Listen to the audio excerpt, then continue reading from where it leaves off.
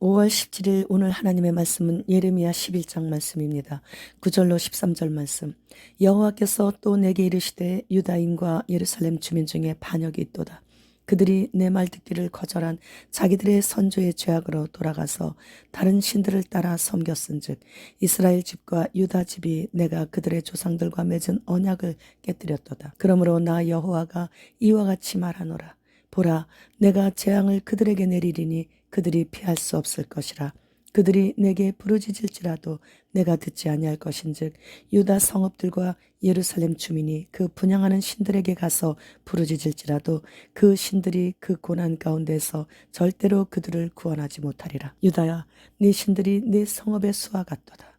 너희가 예루살렘 거리의 수대로 그 수치스러운 물건의 제단 곧 바알에게 분향하는 제단을 쌓았도다.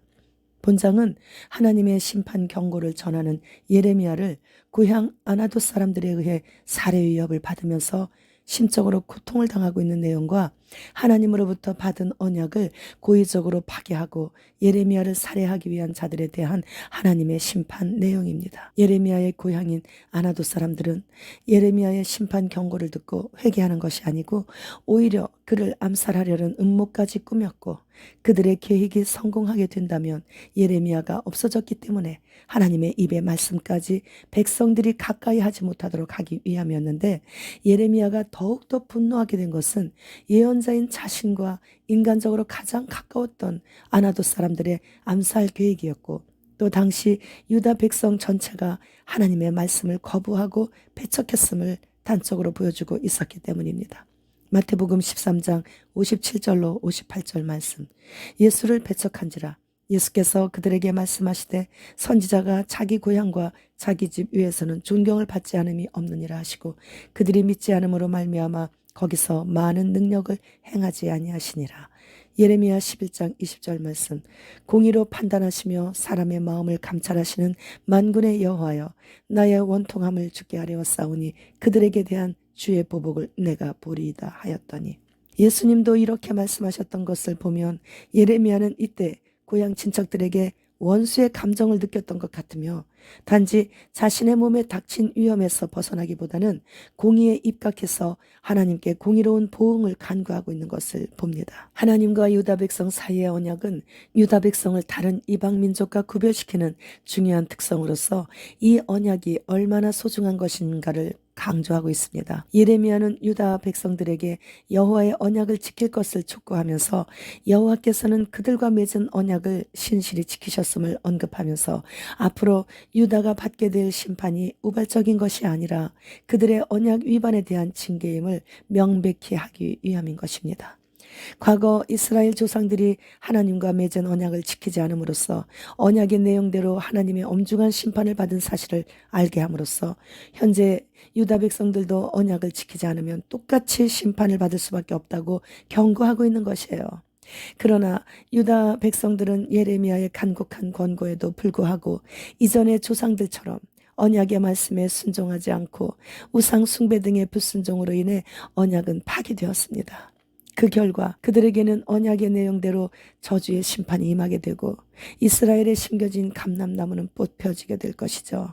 언약 백성이었던 이스라엘이 언약을 스스로 파괴했기에 이제는 하나님의 거룩한 백성으로서의 특징이 전혀 없어져 버렸기에 그들을 이방 민족과 똑같이 심판을 받게 된 것이에요. 하나님의 진노는 이스라엘 백성들을 사랑했던 것에 비례해서 엄청 크게 나타나는데 한 예로 예레미야에게 이제는 그 백성들을 위해 기도하지 말라고 말씀하심으로써 그 심판이 얼마나 처절하고 필연적인 것인가를 암시해주고 있죠.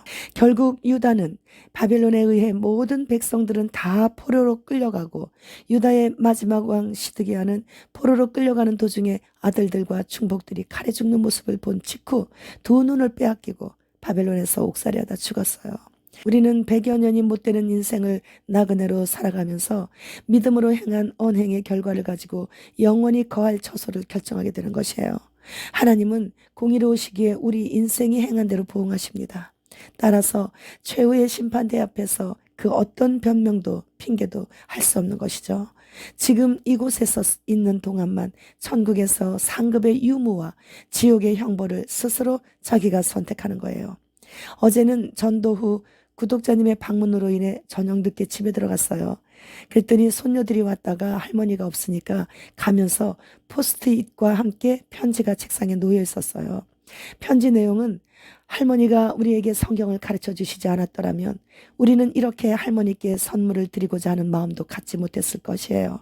그래서 너무나 고마워서 선물을 드리고 싶어서 이거라도 감사히 받아주시면 감사할게요. 이런 내용이었어요. 그래서 고맙고 대견해서 미소를 머금으며 포스트잇을 자세히 살펴보니까 전에 제가 사용하던 것이었는데 얘네들이 갖고 싶다고 그래서 준 것이었거든요. 그동안 또 자신들도 한동안 또 사용했던 거죠. 그런 흔적들이 적나라하게 보이는 것을 선물이라고 놓고 간 거예요. 그러나 할머니가 보고 싶어 왔는데 없으니까 그냥 돌아가면서 무엇이라도 선물을 놓고 가고 싶었던 그 마음이 읽어지니까 더 귀하고 소중했어요. 하나님의 마음도 이러시겠구나 하는 생각을 했습니다. 우리가 무언가 대단한 효도를 해서 하나님의 마음을 기쁘시게 해드리는 것이 아니잖아요. 하나님의 말씀을 지키려고 애쓴 그 흔적만 보여도 하나님의 마음을 감동시켜드리는 그런 것이라는 것을 제가 또 이번에 알았어요.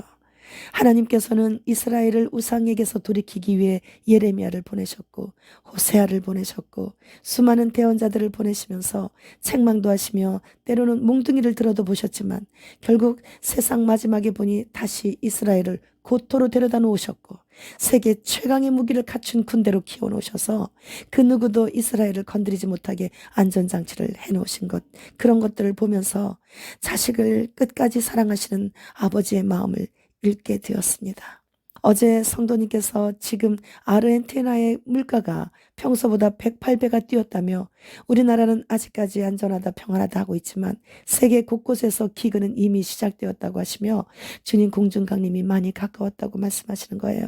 전에는 석유 왕국인 베네수엘라가 자국 화폐로 바구니를 만들어서 이웃나라 화폐 한 장과 맞바꿀 정도로 그렇게 물가가 치솟았었죠. 이러한 현상이 현재 지구촌 어느 한두 곳에서의 일이 아닌 것이죠. 스웨덴은 이제는 익명의 현금 거래를 완전히 폐지했어요.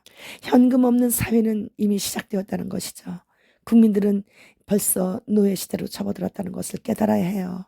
미국 교통안전국은 전국 공항에서 얼굴 인식 시스템 테스트를 이미 시작했더군요. 이마나 손목에 전자칩 받는 순서만 남아있죠. 각국의 정부는 벌써부터 짐승 정부의 출범을 위해 포석을 깔아두었다라는 얘기죠. 지금 전 세계는 그날이 가까움을 직접 목도하고 있으면서도 주님 오심은 우리 세대가 아니라고 안심시키는 눈 멀고 귀 먹은 사꾼 목자들을 대부분의 열심 있는 교인들이 부지런히 지금도 따라가고 있어요. 그러나 깨어있는 자들은 마지막 결승점이 100m 앞에 보이기에 어떤 일이든지 낙심만큼은 큰 물입니다. 낙심하면 다 끝나는 겁니다. 낙심하면 다 빼앗기는 겁니다. 항상 기뻐하라. 범사에 감사하라. 쉬지 말고 기도하라. 주님 곧 오십니다. 주님 어서 오시옵소서. 마라나타.